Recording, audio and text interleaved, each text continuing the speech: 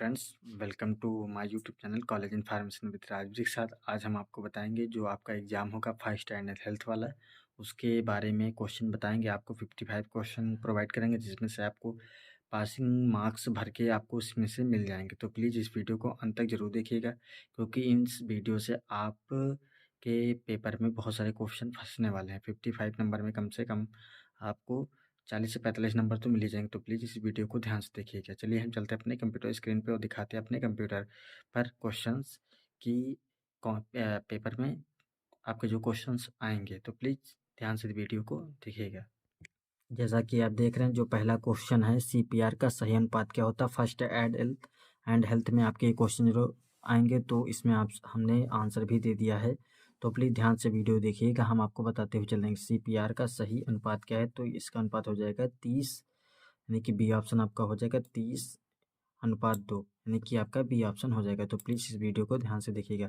फिर लिखा है फ्रैक्चर, यानी फ्रैक्चर हड्डी टूटने की स्थिति में सबसे पहले क्या करना चाहिए। मालिश करना चाहिए, स्थिर करना चाहिए, गर्म पट्टी बांधना चाहिए, व्यायाम करना चाहिए। तो क्या करना चाहिए, स्थिर करना चाहिए, क्योंकि स्थिर करेंगे तभी आपका हड्डी आपकी जुड़ पाएगी। तो प्लीज़ उसको स्थिर रखिएगा।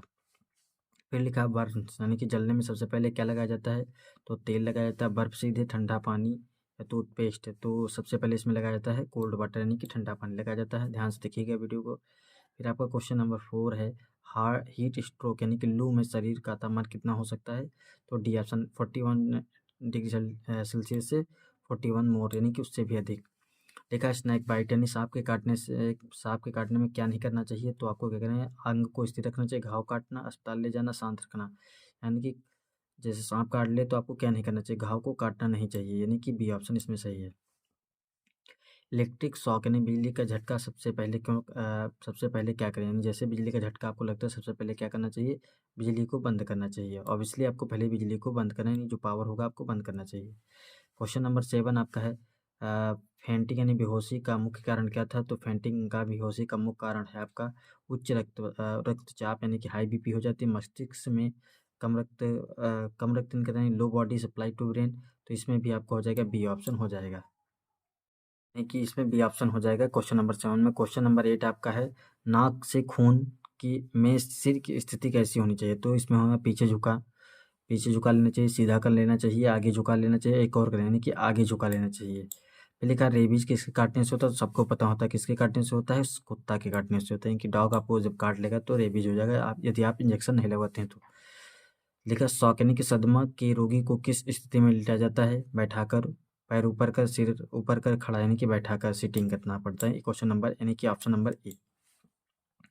फिर लिखा है स्प्रेन, यानी कि मोच में कौन सी विधि सही है। गर्म सेक, RICE मेथड, मालिश, व्यायाम। तो इसमें भी बी आपका ऑप्शन हो जाएगा।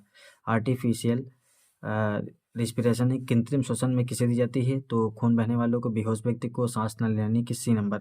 देखिए जब आपको उसमें जुकाम वुकाम बहुत ज़्यादा हो जाता है तो उसमें दिया जाता है।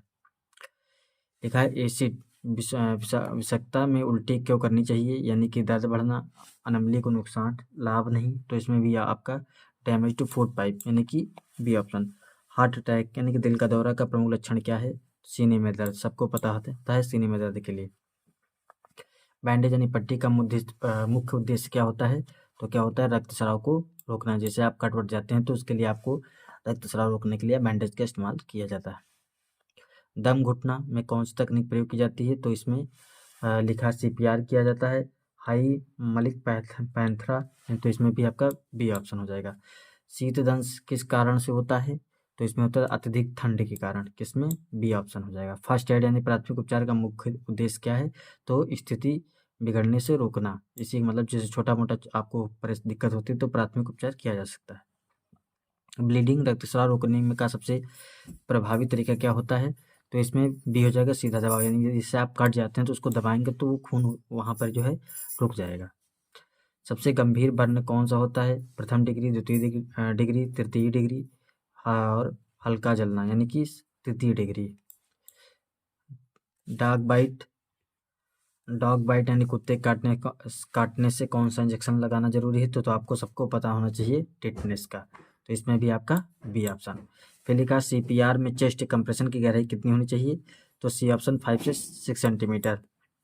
अस्थमा अटैक यानी कि दमा में रोगी की कैसी स्थिति होती है, तो उसे क्या करना, कैसी स्थिति है उसको बिठा देना चाहिए। ठीक है। स्प्लिंट का प्रयोग क्यों किया जाता है, तो वाई स्प्लिंट इज यूज्ड यानी कि भी हड्डी स्थिर रखने के लिए, अभी आपने ऊपर स्टार्टिंग में पढ़ा। बेहोश व्यक्ति को पानी क्यों नहीं देते हैं, क्योंकि उसे दम घुटने का खतरा ज़्यादा रहता है, कि इसमें भी आपका बी ऑप्शन है। तो प्लीज़ इस हमारे वीडियो को लाइक सब्सक्राइब करते रहिएगा और ज़्यादा से ज़्यादा शेयर करिएगा, क्योंकि वीडियो आपके लिए ही बनाया जाता है। तो प्लीज़ इस वीडियो को अंत तक जरूर देखिएगा। ये कल आपके इम्पॉर्टेंट क्वेश्चन है, कल पेपर में आएंगे ज़रूर इसमें से, क्योंकि ये पेपर पूरा आपका मैच करेगा। तो प्लीज़ इस वीडियो को ध्यान से जरूर देखिएगा। सन स्ट्रोक लू में सबसे पहले क्या करें, तो इसमें क्या करें ना चाहिए, ठंडी जगह ले जाएं। जैसे आपको लू लगती है तो आपको क्या करना चाहिए, आपको ठंडी जगह आपको जो है जाना चाहिए, यानी कि जैसे ही आपको लू लगती है, तो यानी कि इसमें भी बी ऑप्शन।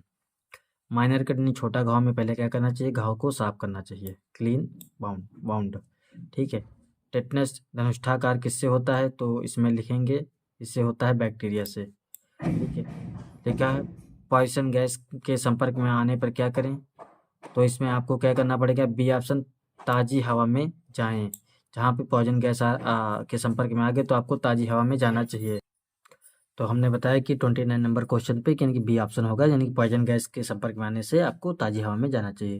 क्वेश्चन नंबर 30 है, सीपीआर कब नहीं देना चाहिए, तो हृदय रुकने पर, सामान्य सांस होने पर, यानी कि बी ऑप्शन आपका हो जाएगा इसमें।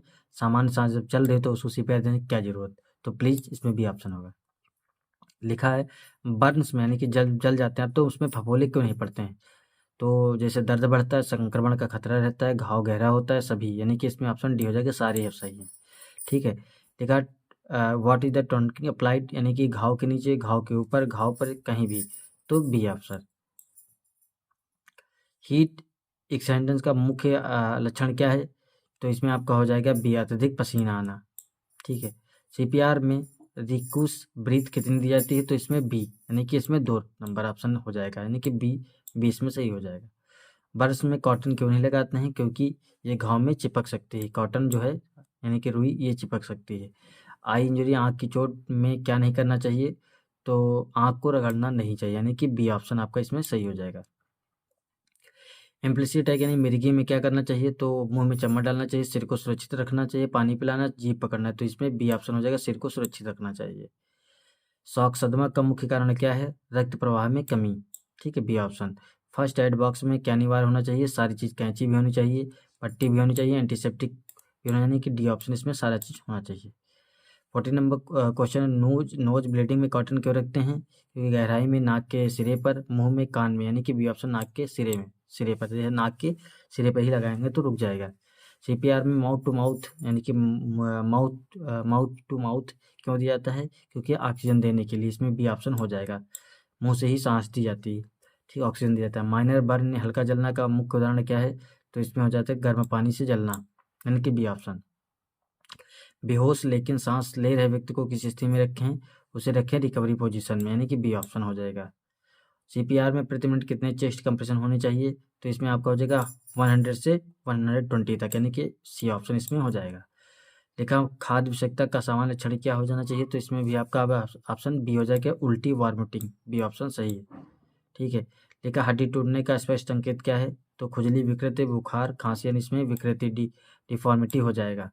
बर्न्स में शहद हानि क्यों उपयोगी माना जाता है, कि जब आप जल जाते हैं तो आपको शहद लगाना चाहिए, क्योंकि जीवाणुरोधी गुण होता है, इसे लगाने से आप बहुत जल्दी ठीक हो जाएगा और घाव भी जल्दी भर सकता है।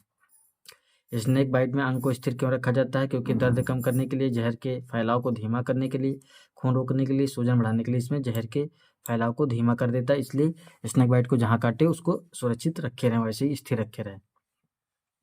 सीपीआर में सबसे पहले क्या जांचा जाता है, तो उसमें जांची जाती है आपकी सांस, यानी कि बी ऑप्शन। देखिए, बी ऑप्शन ज़्यादा सही हो रहे, तो आप ये ध्यान रखिएगा, आपके पेपर में बी ऑप्शन भी ज़्यादा सही होंगे, तो इसलिए तुक्का भी लगाना तो ज़्यादातर बी ऑप्शन पे लगा सकते हैं। फर्स्ट एड का जनक किससे कहा जाता है, तो हेनरी डुनाट को कहा जाता है, हेनरी ड्यूनार्ट को कहा जाता है, कि बी ऑप्शन।